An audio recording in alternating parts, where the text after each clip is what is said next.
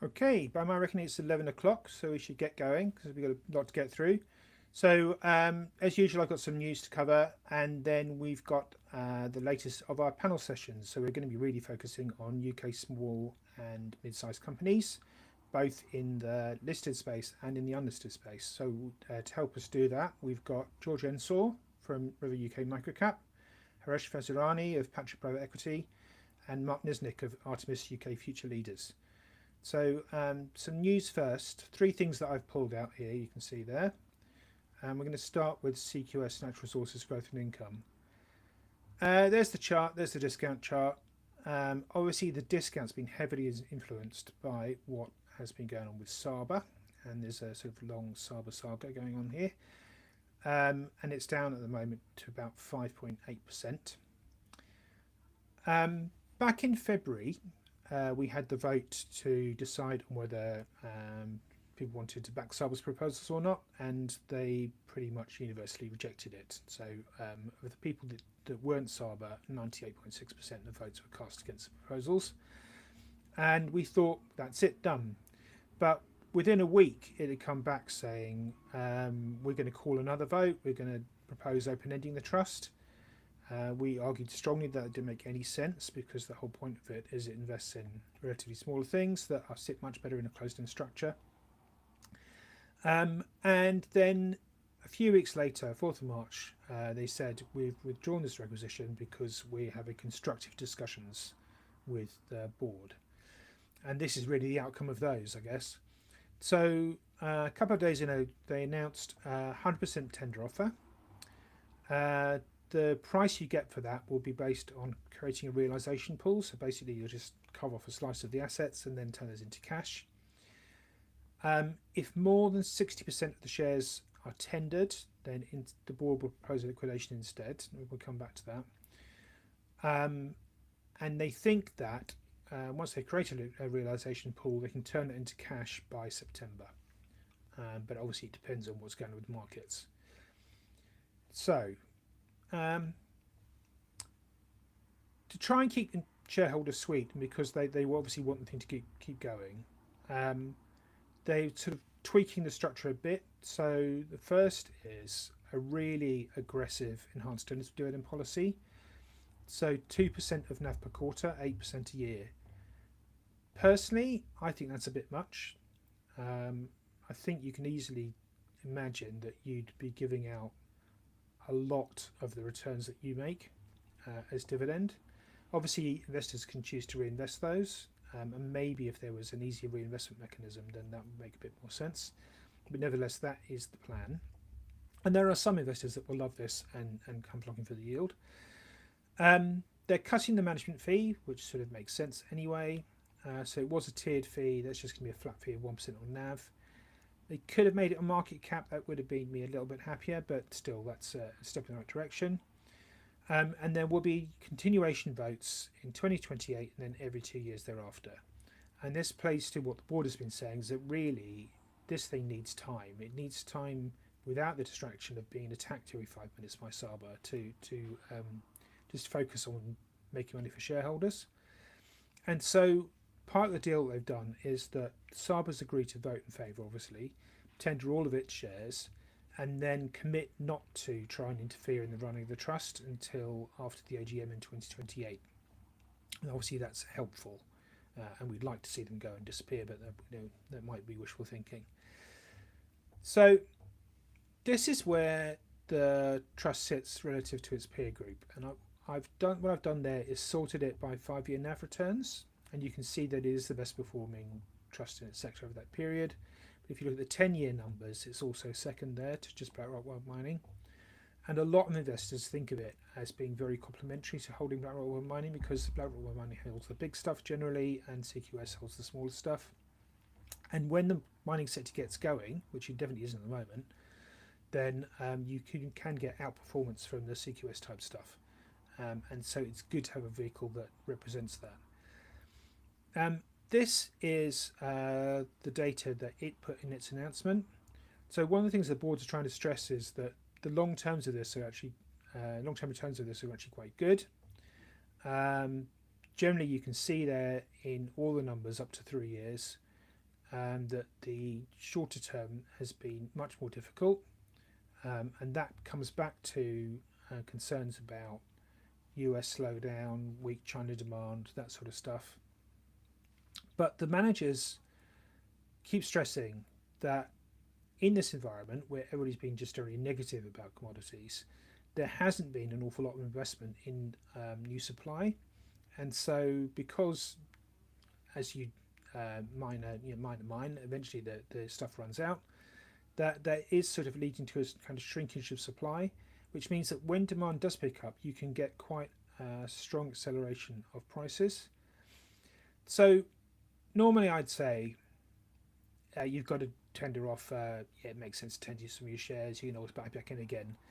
If you do tender your shares this time round, there's a real risk that you won't be able to buy back in again, that the trust will have disappeared. And if you want to play the recovery theme, which could be quite spectacular when it happens, there just won't be a vehicle available to do that, or it won't be available in the vehicle available in the listed market. And these things work better in the listed market because they're small cap, and I'm sure lots of our panelists today would agree that small caps sit better in closed-end vehicles. So I am kind of pleading with people really to stick by it and not tender your shares. And yes, there may be a small hit if the discount winds a little bit afterwards, but if the recovery happens and the NAV goes shooting up, you that will just be minuscule by comparison. So stick with it. RM Infrastructure Income has been winding down for a little while already. They've handed back £17.5 million so far. They've got a new tender offer on the table, £15 to £20 million worth. It's going to be based on the NAV as at tomorrow, and they reckon they'll have the cash back in your hands by the end of June. The realisation process that has been going on has been overseen by the manager, but there's also a 3-strong board that are sort of sitting on top of what they're doing. By the time you get to the sort of end of April, they had cash and 17 loans left worth about £70 million. But the weighted average life of those loans is now less than a year. So the objective that they've got is to try and return them most of the money by the end of this year. If you just let the loans run off and the lenders are able to repay, then I don't see any reason why that shouldn't happen. The manager gets a decent fee to do the job and a decent incentive fee if it can get it done reasonably quickly and achieve something, a result that's actually reasonably close to NAV. So that's tick, tick, tick. The board, though, are saying we're doing an awful lot more work than we were. So board members are now gone onto the boards of two borrowers rather, where they've ended up owning substantial equity positions in these because of problems with them repaying the debt. They've got a lot more involved in meeting the borrowers, and they reckon that time is only going to increase from now on. So what they're asking for is 0.5% of all the money that's going to get distributed to shareholders, including this tender. So 80 million quid, about 400 grand in total between those 3 board members. I'm not sure in my mind whether I think that's a bit overly generous. I understand that you want to get paid for doing a bit more work. I'd sort of prefer it was based on the time done rather than as a percentage of NAV, but there we are. They have talked to shareholders about it. Apparently the shareholders are happy, so unless that's not true, I think it's just going to go rattling through. Lastly from me, just wanted to flag that we have got an IPO which sort of sits in the sector. It's a very similar thing to Yellow Cake, which you'll probably know about, is a sort of play in uranium. So all it does is hold physical uranium. This one is a play on cobalt, and all it's going to do is hold physical cobalt. Whether this is the best way of doing it, I'm a bit dubious. You can see there it's raising $230 million. That's the target.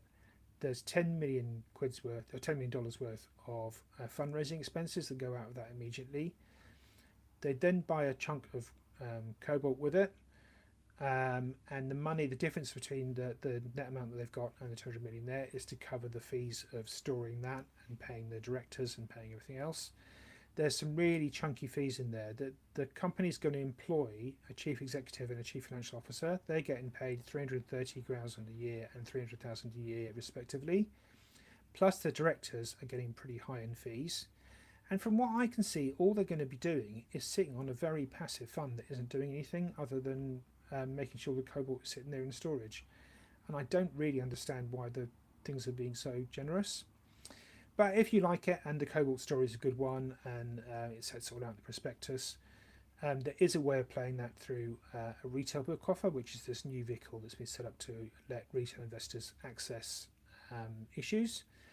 There's a whole link on our website. Whatever you do, as we always say with these things, there's a link to the prospectus. I know it's enormous, but do try and have a read through it. Pay particular attention to the risk warnings and things, because obviously they are relevant. And there's a whole thing going on with Glencore, who they're buying the Cobalt off and then have arrangements to sell it back to. So, let's say, read the fine print. I think it probably will get away, and it'll be good to have an IPO, I guess, but wouldn't be the sort of thing that I would back at launch. So, that is enough from me. We are now going to bring on our panelists, and I'm going to stop sharing so you can see them. Brilliant.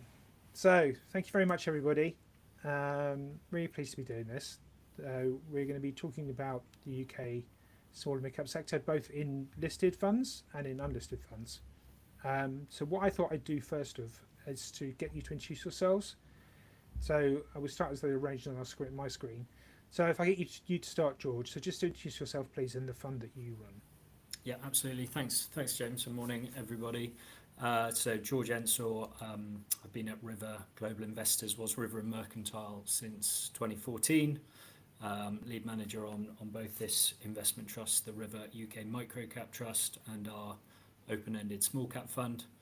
The Microcap Trust, as a quick intro, invests sub 100 million market cap or sub 100 million free float. So when people talk about the UK small cap market, they tend to talk about the bottom 10% of listed companies. That goes up to about 2.5 billion. We're actually looking at the bottom 8% of that index. So it's the bottom 1% of UK listed companies. There's quite a big universe to go after in there. I haven't checked recently, but last time we looked about 400 companies with a free float market cap between 20 and 100 million. We take a high conviction approach, so 35 holdings, about half of the trust is in the top 10. And when we talk about what we're trying to do, we're trying to exploit the liquidity premium. So we're trying to buy reasonable stakes in small companies. So take a 50 million market cap company, it might have a 30% free float. So you're starting off with 15 million offered to institutional shareholders and retail shareholders. That's very difficult for the vast majority of small cap funds to access.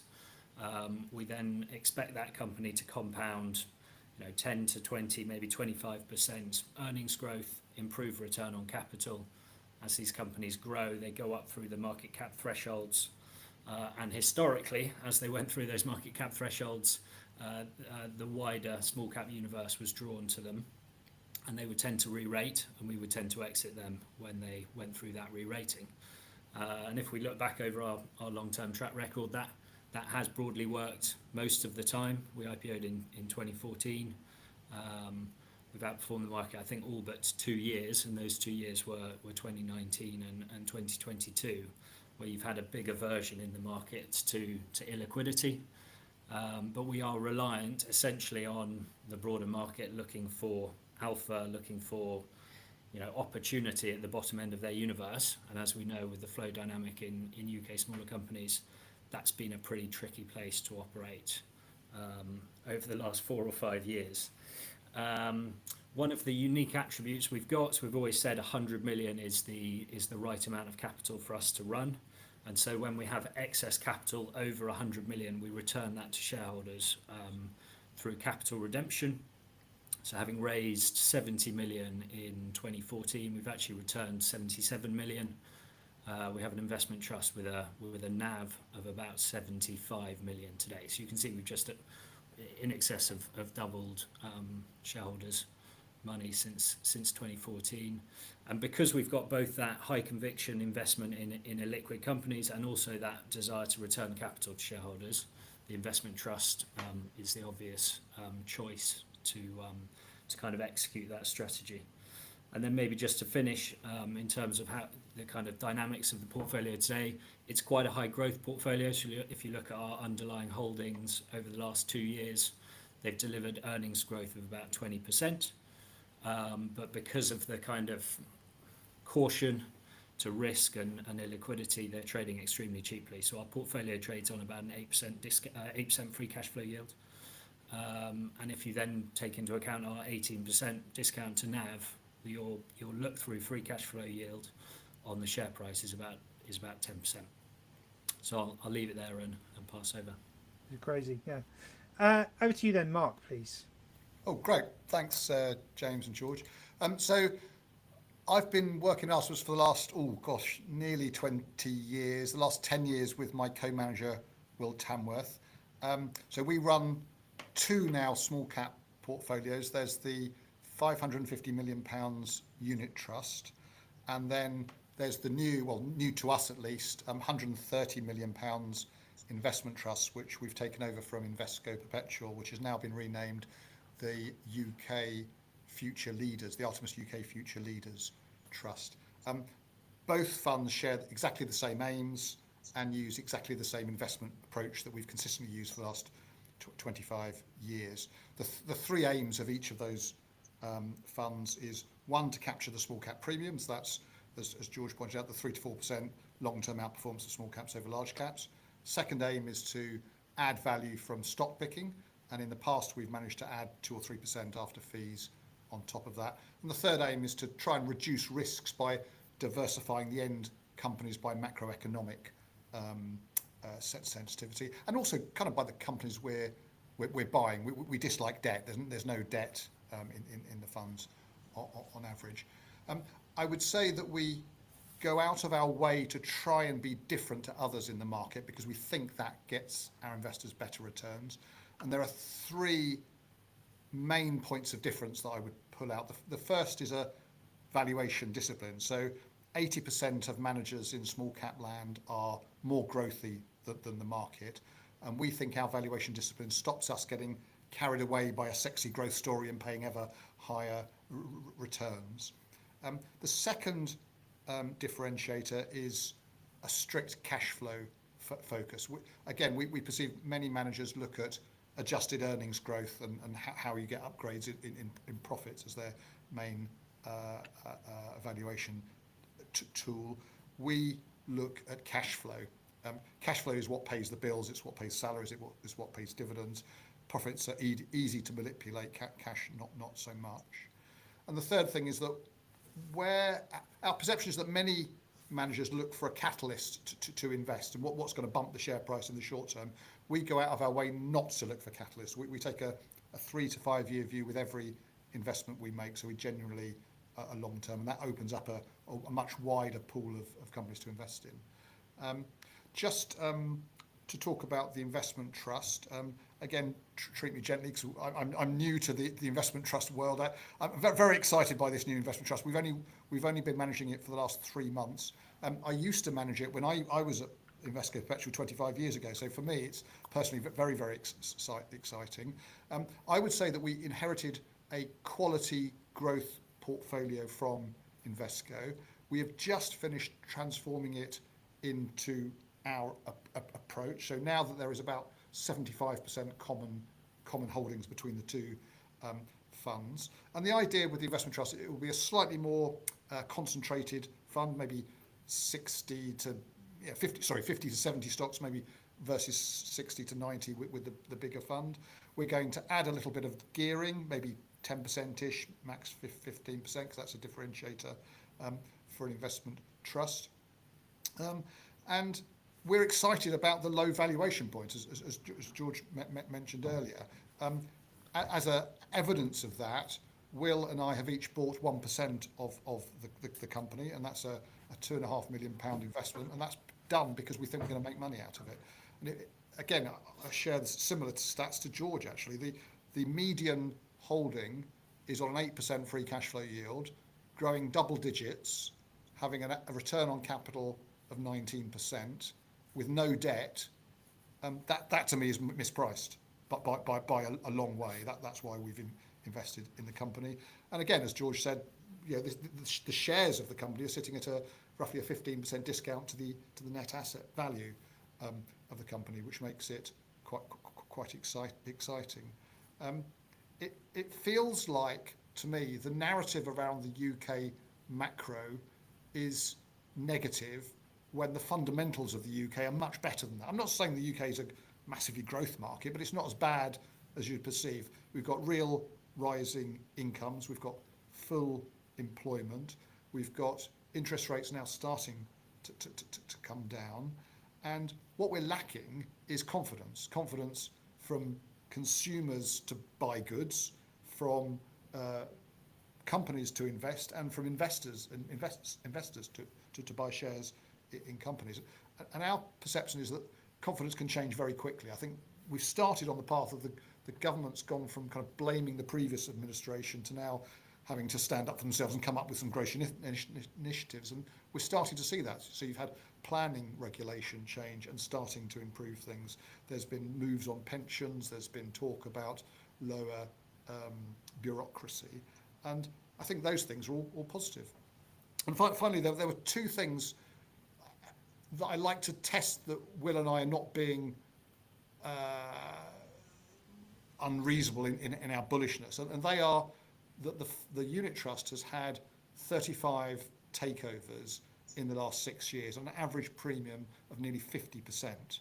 Today, we actually had our largest holding, Alpha Group, extended the discussions with Corplay, an American competitor, about bids. On Wednesday, we had Global Data extend their discussions with ICG about a bid. So this bid, there's lots of companies that are seeing our portfolio and small caps in general look very, very good value. And the second thing is share buybacks. This is not a word or a phrase we normally hear in small caps. It's normally a large cap thing, but at the moment we've got over a dozen share buybacks every day going on. I've been doing this job 40 years. I've never seen that in my life. And to me that says three things. It says the companies are confident about the future, so they're more confident than the general narrative. They have spare capital to go and do those share buybacks, and they think their shares are cheap, so they're buying them back. So they're all reasons why Will and I are very excited about the opportunity with this new investment trust. Brilliant, thank you, Mark. And finally, Haresh. Thanks, James, and delighted to be here today with you, Mark, and George. I'm a managing director in Patria's private equity team. Patria is a NASDAQ-listed asset manager focusing predominantly on private markets. The firm manages about over 40 billion in AUM. Our team on the private equity side manages about 12 billion in AUM. Our focus here from the UK office is predominantly looking at private equity opportunities in UK and Europe. Our focus is largely on the small and mid-market segment across the region. I personally have been with the firm now for about 11 years, focusing largely on technology investment opportunities here in UK and Europe. And from a public or sort of retail-facing perspective, our sort of flagship vehicle is the Patria Private Equity Trust, which has about over £1 billion of NAV today and has delivered consistent sort of mid to early to mid-teens returns over the last sort of 20 years plus. So we're very pleased in terms of what we've delivered to the retail customers here in the UK and globally. Great, thank you very much. So let's go to some questions. I've got some to sort of kick things off, but I know there are some being put into the chat box now, so please do put more in as you think of them. But just on the sort of politics for a moment, are there things that the government needs to do to improve the lot of UK companies generally?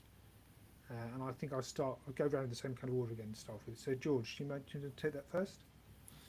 Look, I think if you zoom out and think about what are the headwinds that UK small caps, and I'll perhaps focus on listed and let Haresh focus on unlisted. But we've been through this, I would argue structural challenges are you've gone through regional to global mandates, you've gone through active to passive, you've had an extreme cycle, which I would argue is more cyclical than structural, of large caps outperforming small caps.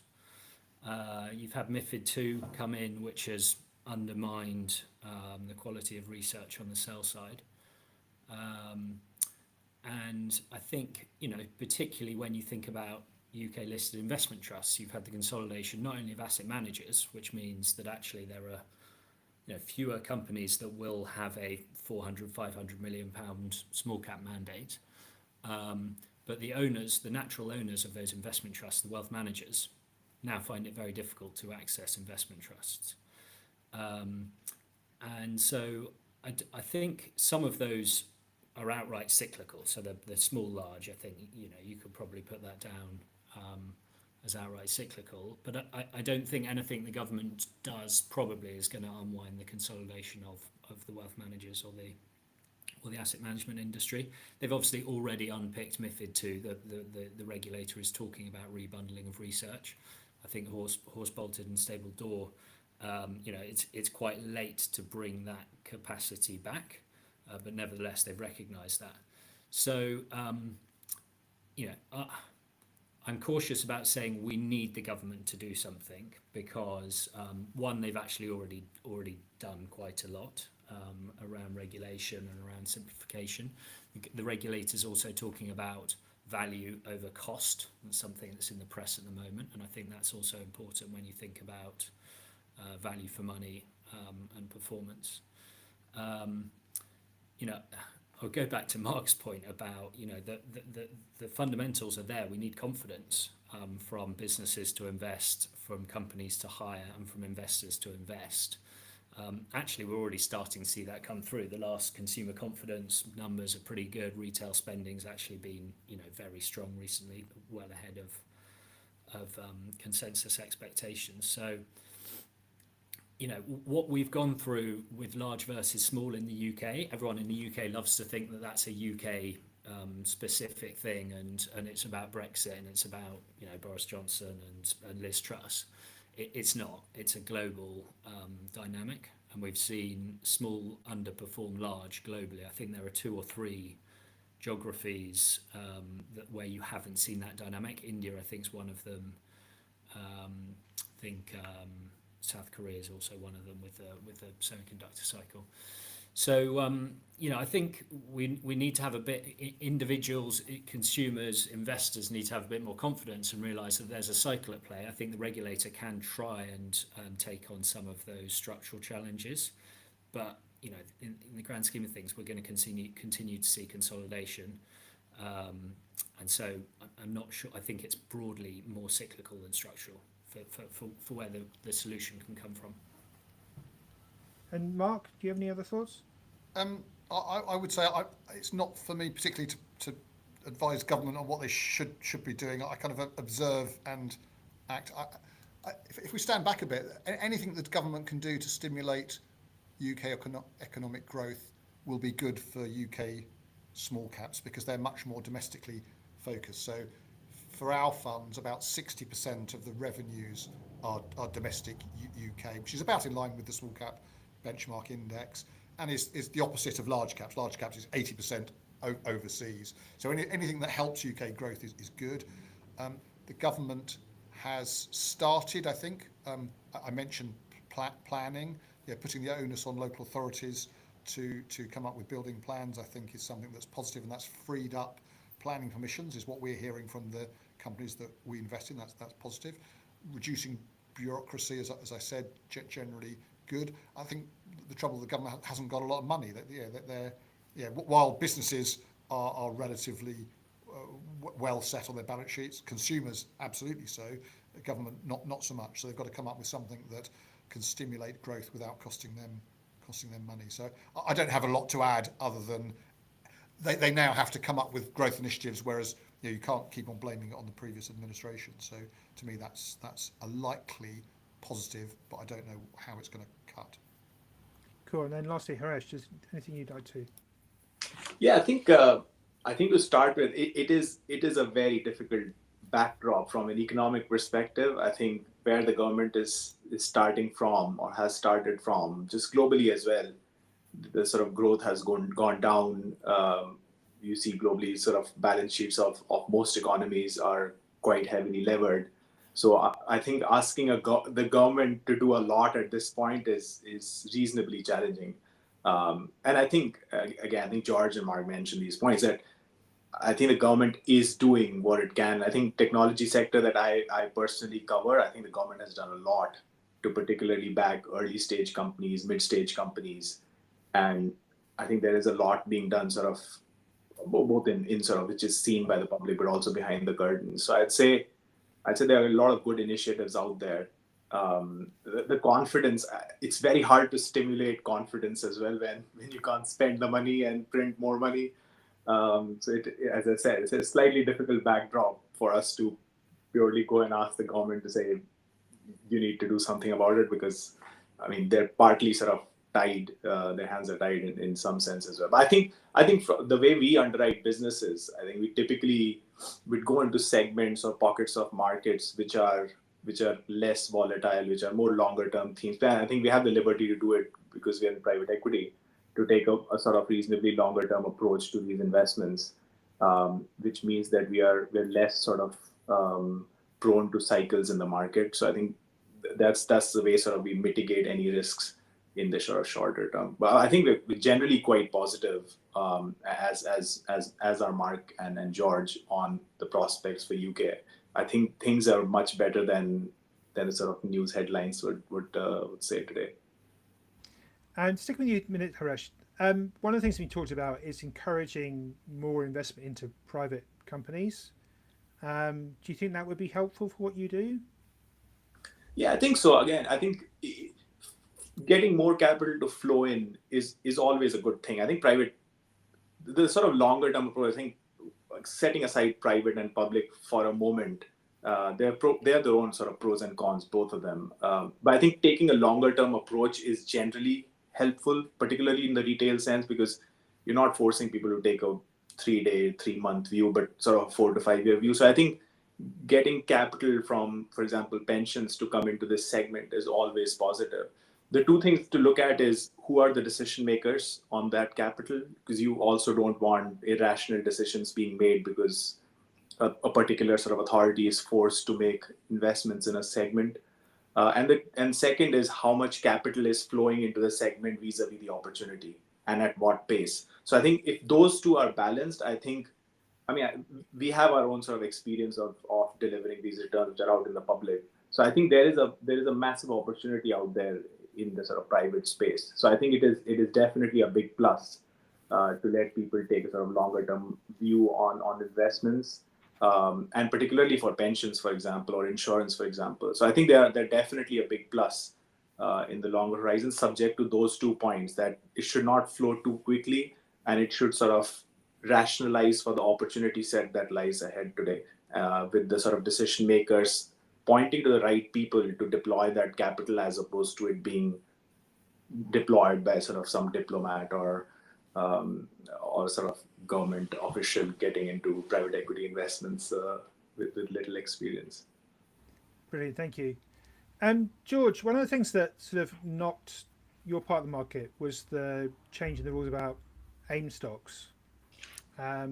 Is that something that you sort of thought might be coming anyway, and was sort of, you just have to stick with it, or do you think it is something they could reverse?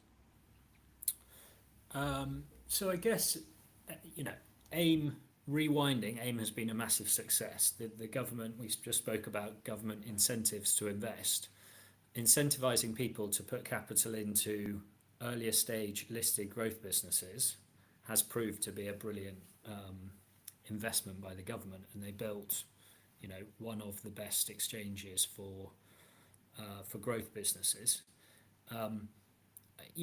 Why has AIM been so hard hit in the last 3 or 4 years versus other indices? Well, the starting multiple was a lot higher. So, if you look at EV/EBITDA, AIM in 2021 was about 16 times, and it's come down to about 7 or 8 times. The FTSE small cap didn't get over, I don't know, 11 or 12 times, probably not even that high. So a lot of capital went into those higher growth, longer duration AIM stocks.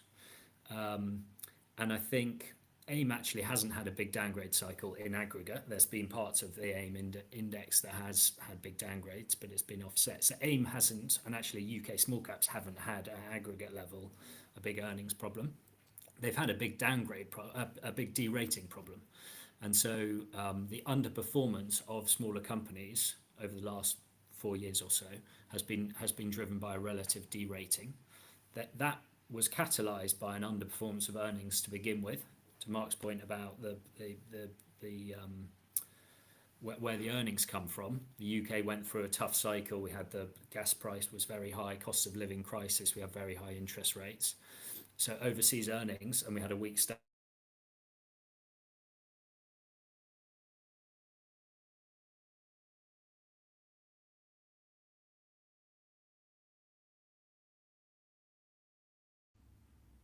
My connection with George is gone. We're going to have to pause him, I think. While we bring him back again, Mark, one of the other things, actually George was just mentioning interest rates there. What's the sort of influence that they're going to have on your fund going forward? Because we've seen rates, sort of long-term rates, going higher, and obviously short-term rates, the Bank of England is cutting rates.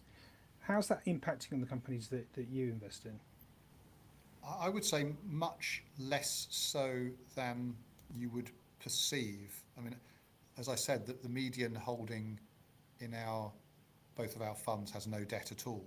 So,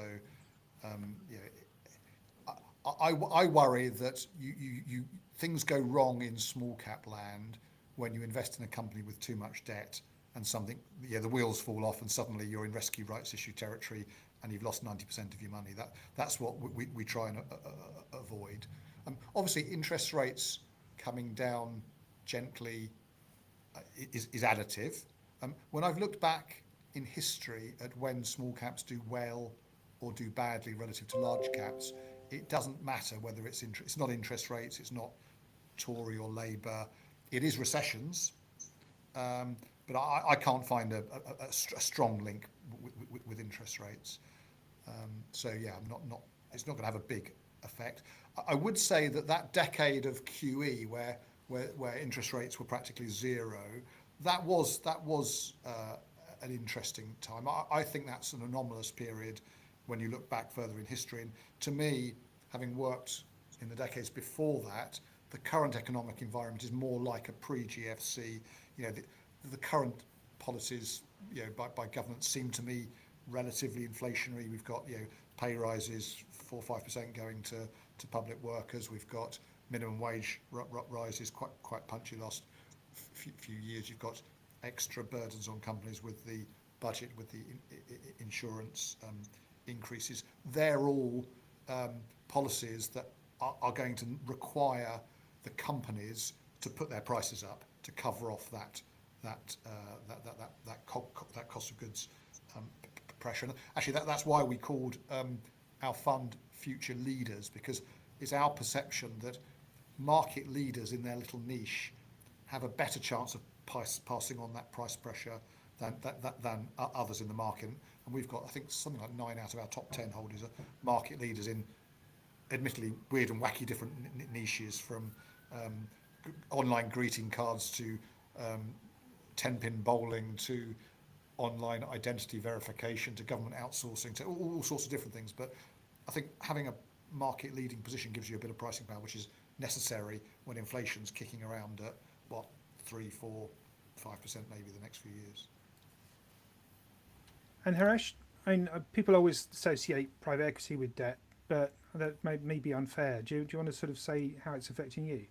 No, I think it's at least in part fair, James. I think in our business we do sort of growth investments, but we also do buyout investments, and the cost of sort of debt going up does impact overall returns in the private equity segment because of the use of leverage. It's still sort of accretive to the overall sort of returns. I think the way we do it, and sort of similar to Mark, I think when you're backing companies in small to mid cap segment, you need to be very careful on how much leverage you actually use on these companies and what's long-term sustainable. So it does sort of impact returns. I think the way we see it, the sort of larger impact is on market sentiment. There's lesser cash around for exits, for strategics to come in and buy, and we do tend to sort of sell quite a few businesses to strategics as well. So there's lesser sort of cash around. There's lesser appetite for IPOs. So there are lesser appetites for doing new capital raises in the public markets as well to sort of acquire companies. So I would say I think that effect is more prominent, and you would have sort of noted across as well that private equity exits have slowed down as the market becomes more cautious as well. So I think that's where you actually see sort of higher risk. But I think the good part is that if you're backing companies that are still showing strong organic growth with value creation opportunities through acquisitions or sort of expansion, then you still have a lot to go for. And essentially a longer hold is not detrimental because you're still backing strong fundamentals and your sort of returns are compounding over a longer period of time. Great, thank you. Welcome back, George. Apologies for that. Yeah, don't worry. Just on the business, I mean, to lead to what Harish was just saying, that two things to pick up from there. One is IPOs. The IPO market's been sort of really constrained for a long time. When do you see that coming back? And do you actually buy IPOs anyway? And then the other thing was about takeovers, but maybe we'll just do the IPO one first. Is that to me? Sorry. Yes, please. Yeah.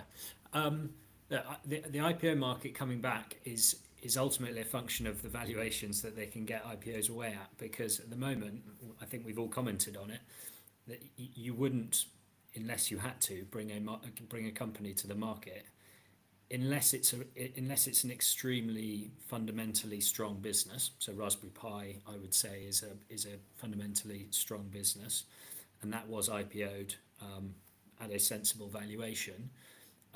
It doesn't have that many companies on the market, particularly in the UK, to compare it against. So that makes it slightly easier to set the valuation expectations. But if you bring a lot of businesses to the market today, you're going to set valuation expectations against existing businesses, and vendors probably aren't willing to sell at those prices. So I think the when will IPO markets recover is a function of when will share prices and valuations recover. And I think, I'm not sure how far I got through my previous answer, but that will be a function broadly of flows, because the small cap open-ended market has been gutted on flows. I mean, it's down 65% in total aggregate of funds run by the open-ended small cap peer group. And so Mark said earlier that they try and invest in a part of the market that others aren't investing in. That's a great strategy when the market's in outflows, because hopefully companies you own aren't being sold by everyone else. If we move back to inflows, then people are going to start putting capital into their existing companies. They're going to start looking at new opportunities. The market's going to raise, and then the brokers will start wheeling out their IPOs. Great, thanks. And Mark, do you buy IPOs? Not often. I think they're normally priced for the benefit of the seller, not the buyer. So look, we're in the trust game, aren't we? It takes time to get to know folk and to get the measure of them, and that normally takes more than kind of one IPO meeting where you've got kind of a 20-minute presentation, 20 minutes of questions, and then they're on to the next one on a kind of a 2-week roadshow to raise the money, and bang, you're done. So generally, we're not keen on IPOs. We generally see them all, but don't necessarily invest. So an example would be, I don't know, Victoria Plumbing didn't invest at the IPO but have since. Moonpig didn't invest at the IPO but have since. So that's, I think, to George's point, it's the same. It's the other side of the coin to M&A. So when you've got a market that's so lowly valued as the UK and UK small caps especially, you're not going to get entrepreneurs wanting to float their businesses at a low valuation. That comes when confidence returns, the market goes up, and then you get a return to. So it's the other side of the coin to M&A. And Harish, is it is it your sorts of companies that are doing the M&A? Are they making the takeovers? In part, I think in that sort of overall market, I would say we did see quite a bit of take private activity, sort of in the 22, 23 sort of time frame. It's sort of slowed down now a little bit. On the other hand, we are starting to see sort of the IPO market come back a little bit. So we're probably green shoots rather than market coming back is probably a stronger statement. But I think it's always sort of a harder ploy. We do get sort of a little bit of exposure to the sort of IPO market when we take some of our private companies public. So Moonpig was one of our investments prior to sort of it going public, and I think that's been the story as well a little bit, that companies are staying private longer as well. So that does create an opportunity for us to stay into sort of attractive companies longer, and the fact Mark is buying it is hopefully is a very good testament that there are really good companies out there which are still worth buying with very strong fundamentals in the market. So and arguably, I think lesser IPOs probably means a better opportunity to be buying as well, because then the IPOs need to be valued in the right way as well. So that's, I think our view on the market is generally sort of positive, at least today. And again, I think these things move with the market. If the market is paying a much higher valuation, it's unlikely you would take a 30-40% haircut to that as well. So. The only thing I'll probably add on the M&A piece is, the very different to private. In listed, the marginal buyer or seller, the people look at the market and say, well, that's what the market's saying this company is worth. But it's the marginal buyer or seller that is actually dictating what the market is saying that company is worth. And so that's a very different dynamic. Now that's part of the opportunity, because you can exploit what we see as mispricings. But on the flip side of that, people will come out and say, well, we've got a 40% premium to the undisturbed price, and so that must be a good premium for this company to be taken private. And obviously it's got nothing to do with the premium. It's to do with what they're actually paying for the future cash flows of that business. And that's probably been one of our frustrations over the last 2 years.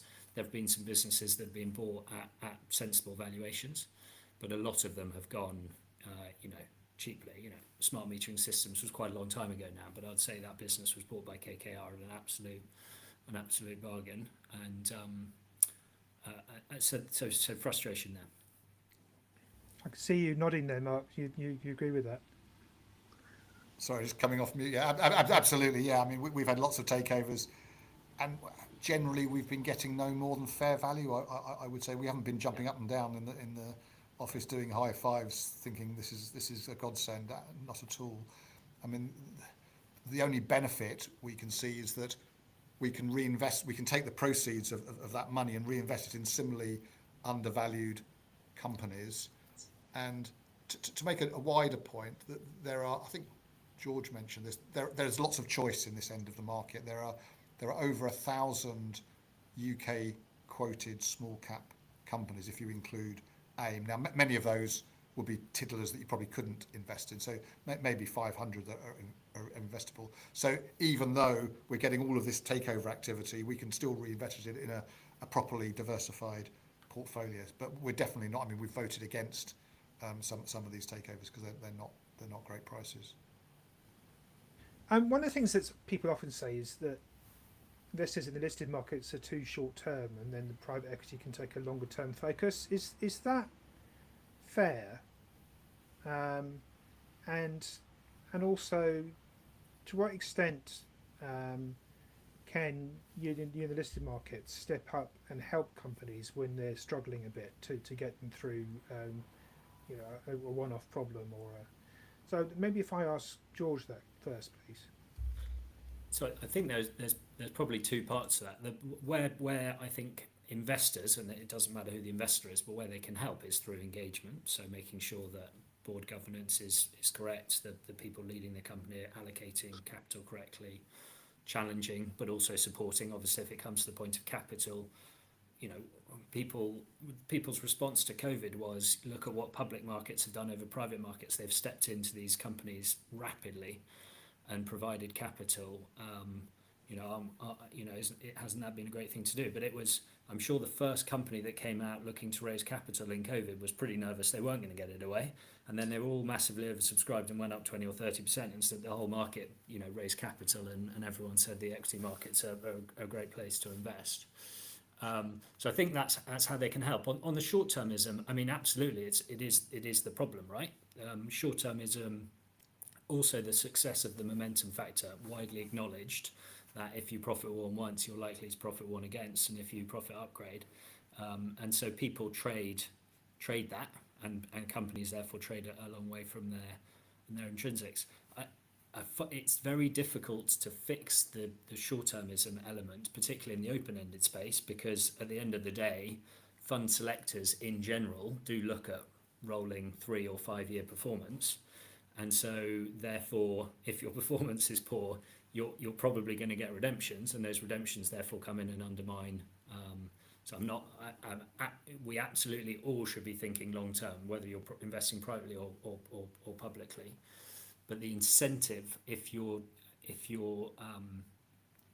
managing an open-ended fund, and you've got to remember, if there are large redemptions out of small cap open-ended funds, you've got to turn to the regulator and say, look, I've trimmed my liquids, but I've also trimmed my illiquids, and I've had a go at the stuff that's right down to the bottom that's really hard to shift. And so that's why I started by saying what we do in the microcap trust is to exploit the liquidity premium, which is extremely cyclical, because it comes back to this point of, if the market's in outflows, people are trying to manage liquidity profile of their funds. When you start to go back into inflows, people start putting capital in for IPOs right down at the bottom of their investable universe. I remember back to 2021, one of the IPOs, it's a £100 million IPO, massively oversubscribed, came on 5 times sales, trades at a discount to that IPO price today, despite actually delivering IPO forecasts, just because money's been pulled out of the bottom end of the market. So yes, it's a problem, but the incentive for open-ended funds, this isn't a criticism, it's just the way it's set up, makes it quite hard to fix that. Yeah, Haresh, what do you think on that? I think I agree. I think you have to take a longer-term view to investments and a more fundamental view to investments, and we all get sort of swayed by movements and valuations. But I think the investment mindset has to be a more sort of longer-term. It is quite tempting, and it is much harder to do it in public markets when you can see a sort of ticker every day, wake up in the morning and you see, oh, it's up 2%, down 5%, and it does sort of play on your psyche. And the market has the potential with the sort of, let's say, the options market. You can play shorter term plays and potentially make money out of it. It's much harder to do in the private space. You cannot get in and out of companies on a sort of weekly or monthly basis. So you're bound to take a sort of longer term view on what you're buying, and hence you're sort of staying in for a longer term view as well. So I think me personally, in the public market, be a terrible investor as well, because looking at tickers every day, you would be tempted. It's gone up 10% or it's gone up 20% because there's a takeover offer and you're pretty happy. Oh, it's a good starting point. Rash, isn't the direction of travel for your market that you are going to get more, you're going to get secondary liquidity coming in, so you will be able to trade your portfolio on maybe a monthly basis? We are very active in the secondary market, but still it's not a monthly thing. It is a longer term thing. Valuations tend to be usually sort of quarterly, so you won't see too many movements. You can't use a lot of leverage like you could in options, so you won't make much money out of it, even if the company was up 5% in a quarter. And the cost of trading in and out is much larger as well. So while the market gets more liquid through secondaries, it doesn't allow you to trade as often. So you are bound to, and again, you don't know, as with public markets, you don't know what the stock price would be 2 months from now or 3 weeks from now. So you can't buy and then realize the market's gone down, the company's gone up. So it is a harder play to have in private equity. But I would say in general, if you look at, I mean, take the example of indexes. If you take a view on index, typically you do tend to sort of make money in the longer run. You may need to sort of pick the right index at the end of the day, but taking a long-term view generally pays off than to take sort of punts in the short run, particularly for people who who are not investing as their sort of day job every day. It's very hard to, I mean, me personally, if I had a public portfolio, it's very hard to manage what's happening every day. So it's much easier to say, okay, let's go for an index or go with a specialist player who knows what they're doing, taking a longer term view on investments. And I'll let Mark actually. Do you want to sort of argue why people shouldn't buy an index fund or small cap rather than buy your trust? Why they shouldn't? Why they shouldn't buy an index rather than. So active management works in small cap. If you look at the statistics, the average.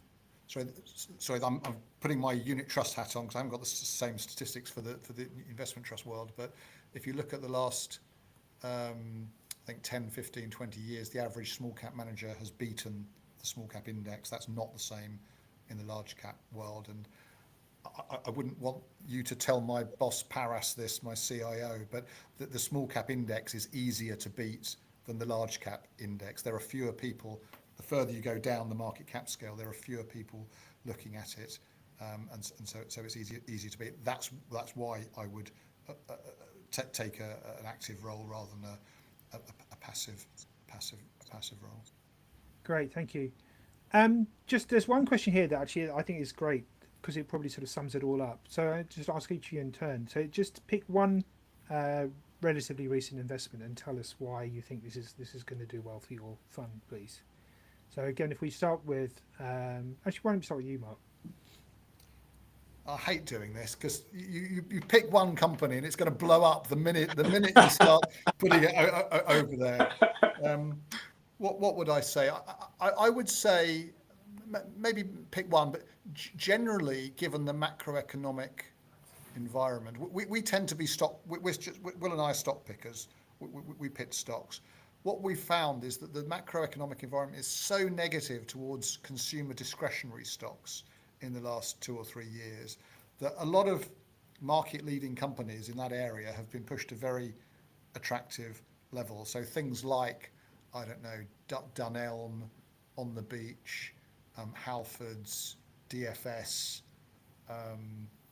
Yes, there are some really good market-leading companies that are on dirt cheap valuations that if we haven't, if we've got, they've all got strong enough balance sheets. Should I be wrong and there is a big recession coming, they've got strong enough balance sheets to weather the storm. If there isn't, then they're the wrong price, and I'm very excited about them. So that would be generally the area. Our fund is relatively overweight in consumer discretionaries, and I think George pointed this out at the start. They're trading actually pretty well. We've been getting upgrades, and things are pretty good even without that consumer confidence turning quite as much as we'd like. Brilliant, thank you. Haresh? Yeah, I think we invest quite a bit in the software segment, which tends to be quite resilient, just given that it's, again, very hard to get rid of a software once you're on it, once you're saving a lot of data on it.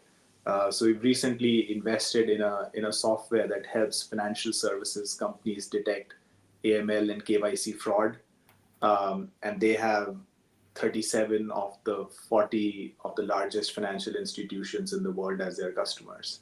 And it's a UK-based company, which was a sort of recent investment for us. Very, very exciting segment. They're getting a lot of traction. They're beating global competition, coming out of sort of native UK background, and we think it's well, I hope it doesn't blow up as Mark says just the moment I say it, but we're quite excited about the prospects that company has, and it could be a sort of flag bearer for technology companies coming out from UK and becoming global. So very excited about that.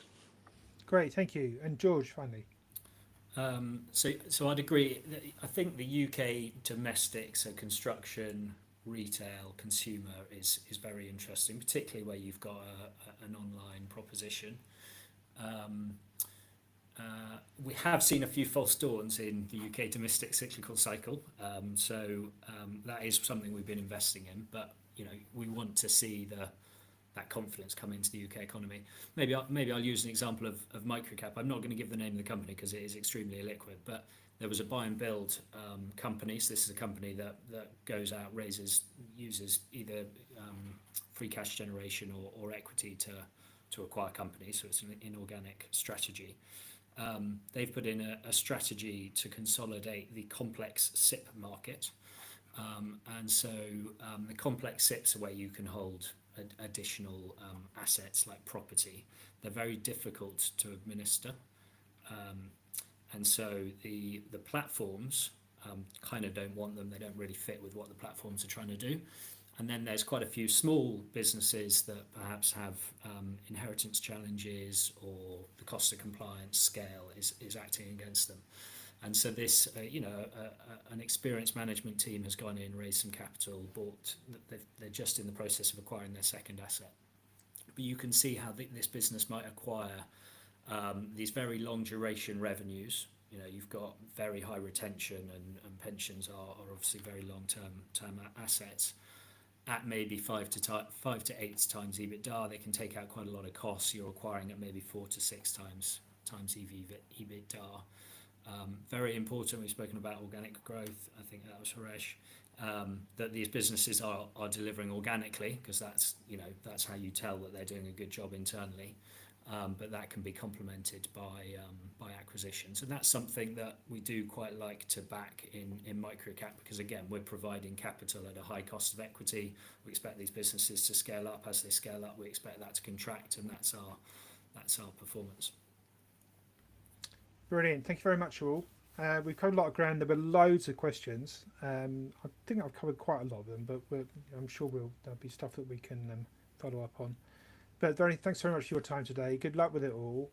I completely agree that UK small cap is way too cheap, and when it does come right, it could come right, as Mark said, quite quickly, and make everybody quite a lot of money. But fingers crossed. We'll see when that happens or not.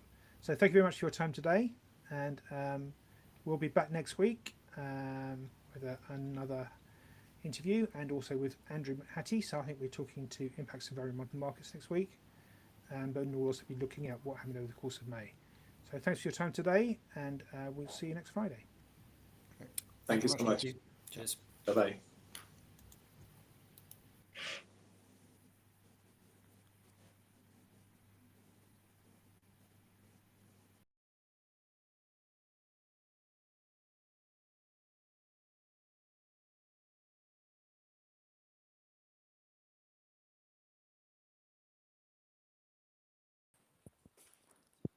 That's great. Thank you, guys. It's been uploaded. Thank you everyone.